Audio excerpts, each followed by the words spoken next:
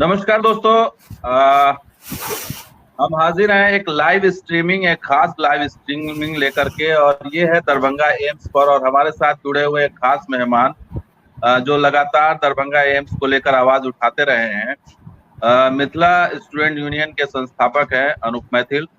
और उन्होंने दरभंगा एम्स को लेकर के, आपको पता ही होगा कि पिछले 6 साल से हीला हवाली चल रही है, और इसको अब लेकर के अब तक कोई एक ईंट भी नहीं जोड़ा गया है, जबकि कैबिनेट की मंजूरी मिल चुकी है। और इसको लेकर के लगातार आवाज उठाते रहे हैं अनूप मैथिल भी, और दरभंगा रॉक्स भी उठाता रहा आवाज। तो अनूप मैथिल जी हमारे साथ इस वक्त जुड़े हुए हैं, और उन्होंने आज बहुत बड़ा प्लान किया है। तो आज इसी की बात करेंगे कि आखिर उनकी प्लानिंग दरभंगा एम्स को लेकर के क्या है, क्या वो अभियान है जो छेड़ना चाहते हैं। उनकी एक संगठन की बैठक हुई थी। तो अनूप जी, ज्यादा समय नहीं लूंगा, आप बताएं थोड़ा इस अभियान के बारे में क्या निर्णय लिया गया है। दरभंगा रॉक्स के सभी दर्शकों को मेरा नमस्कार, जय मिथिला। बहुत बहुत धन्यवाद कि आपने इस महत्वपूर्ण टॉपिक पे बोलने के लिए, अपना पक्ष रखने के लिए मुझे अवसर दिया। दरभंगा के साथ जो जो एम्स घोषित हुआ उसमें से कई बन चुके हैं या कई अंतिम स्टेज में है। बस 6 महीने के अंदर में वो फंक्शनल हो जाएंगे। जैसे देवघर है वो फंक्शनल हो जाएगा, और कई एम्स तो बन चुके हैं। दरभंगा के बाद भी कई सारे एम्स की घोषणा हुई, उसका भी फाउंडेशन लेइंग स्टोन मतलब शिलान्यास हो गया, वहां भी काम चल रहा है। लेकिन दरभंगा एम्स देश का एकमात्र ऐसा एम्स है तो 6 साल होने के बाद भी एक ईंटा भी नहीं गाड़ा गया है। अभी हम सब आप लोगों ने क्या निर्णय लिया है? फिर आप लोगों ने अब क्या निर्णय लिया है? हम लोगों ने निर्णय लिया है कि जी, हमारा हमेशा निर्णय होता है, हम जनता के पास जाते हैं। एयरपोर्ट के मामले में भी हम जनता के पास गए, और इसमें भी हम जनता के पास जा रहे हैं। हम लोगों ने ये निर्णय लिया है कि हम आज से अभी से जनता के पास जाएंगे, दरभंगा की जनता के पास जाएंगे, मधुबनी की जनता के पास जाएंगे, सहरसा की जनता के पास जाएंगे, सुपौल की जनता के पास जाएंगे। इस एम्स से दरभंगा मधुबनी को ही नहीं फायदा होने वाला, पूरे उत्तर बिहार के लोगों को फायदा होने वाला है। तो हर जिले में हम जाएंगे और हम लोगों से जाकर कहेंगे कि ये सरकार असक्षम है, ये सरकार नकारा है, इस सरकार की प्रायोरिटी में मिथिला का विकास नहीं है। इस सरकार, और इसके लिए हम लोग गांव घर घर जाकर लोगों से कहेंगे कि एक ईंटा हमें दीजिए। एक ईंटा के साथ साथ अगर जो सक्षम है उनसे 5 रुपया 10 रुपया भी हम लेंगे, और हम ईंटा जमा करेंगे अपने सेंटर पे। हर एक ब्लॉक में, हर एक जिला में हमारा सेंटर होगा, वहां पे हम ईंटा जमा करेंगे। उस ईंटा पे लिखा होगा एम्स। और 8 सितंबर को, आने वाले 8 सितंबर को हम लोग 5 से 10 हजार हमारे सेनानी, पूरे नॉर्थ बिहार, पूरे मिथिला के लोग इकट्ठा होंगे, और जहां एम्स प्रस्तावित है वहां पे जाकर हम एम्स का शिलान्यास करेंगे। सरकार नहीं कर पाई है अभी तक, लेकिन हम लोग सांकेतिक रूप से एम्स का शिलान्यास करने जा रहे हैं 8 सितंबर को 10,000 15,000 लोगों के साथ।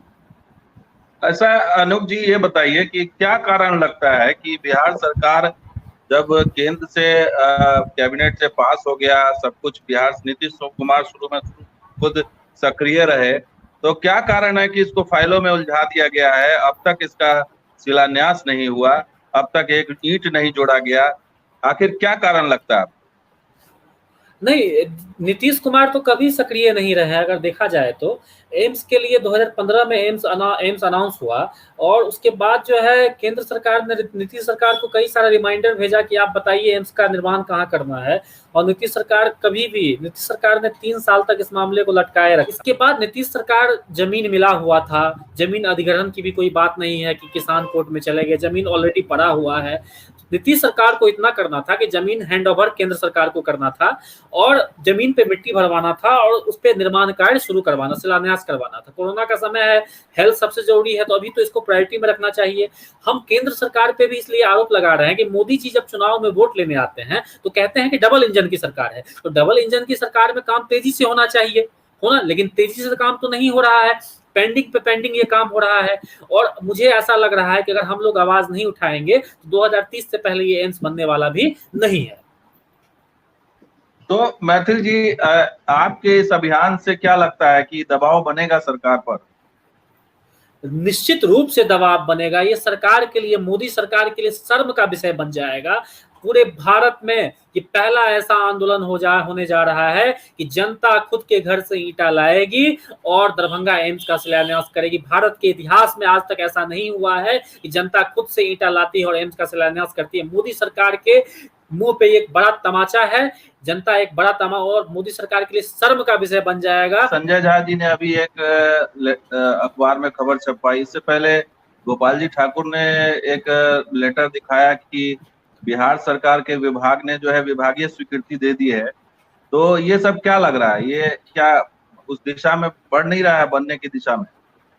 मैं एक छोटा सा एग्जांपल लेना चाहता हूं। कई लोग मुझे भी वो कटिंग भेज रहे हैं कि देखिए मिट्टी भरने का जो है टेंडर ये हो चुका है, प्रस्ताव स्वीकृत हो चुका है, मिट्टी भराया जाएगा। उन लोगों को बिहार के बारे में मालूम नहीं है, बिहार की राजनीति के बारे में मालूम नहीं है, बिहार के अखबार के बारे में मालूम नहीं है। आपको मालूम है, आपने करीबी से दरभंगा एयरपोर्ट पे काम किया है, देखते होंगे कि दरभंगा एयरपोर्ट में नीलगाय है, दरभंगा एयरपोर्ट में नीलगाय है, उसे निकालना है।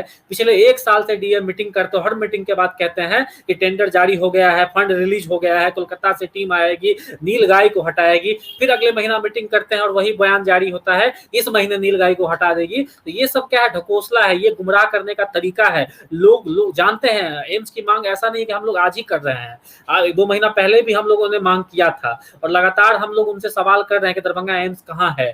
तो वो जानते हैं कि लोगों को गुमराह करने के लिए हमें कुछ ना कुछ करना पड़ेगा और उन्होंने एक शिगुफा दे दिया है कि हम एम्स को मिट्टी भरवाने वाले हैं और इसी में 2 साल वो बिता देंगे। अब क्या होगा, 2-4 महीने के बाद आप देखेंगे टेंडर निकला है, 4 महीने 5 महीने के बाद देखेंगे कि मिट्टी भरने वाला टेंडर जो है स्वीकृत हो चुका है और उसके बाद क्या होगा, मानसून फिर आ जाएगा, फिर अगले साल जो है मिट्टी भराई का काम शुरू होगा। मतलब ये जो काम 1 महीना में होना चाहिए वो 2 साल में करेंगे अगर हम लोग पीछे नहीं पड़ेंगे। तो मैंने एक अच्छा एग्जाम्पल दिया है, अभी तक नीलगाय नहीं हटा है, 1 साल से मीटिंग पे मीटिंग हो रहा है, हर बार पेपर में छपता है और नीलगाय नहीं हट सका है। तो वही ये जो है झांसा देने वाली बात हुई। हम लोग की शुभकामनाएं आपके साथ है, दरभंगा रॉक की शुभकामनाएं आपके साथ है और हम जरूर कवर करते रहेंगे आगे भी इसको। जो आप का अभियान है वो कामयाब हो, यही इसी शुभकामना के साथ आपने जो समय दिया, बहुत बहुत धन्यवाद। आप बहुत बहुत धन्यवाद आपका।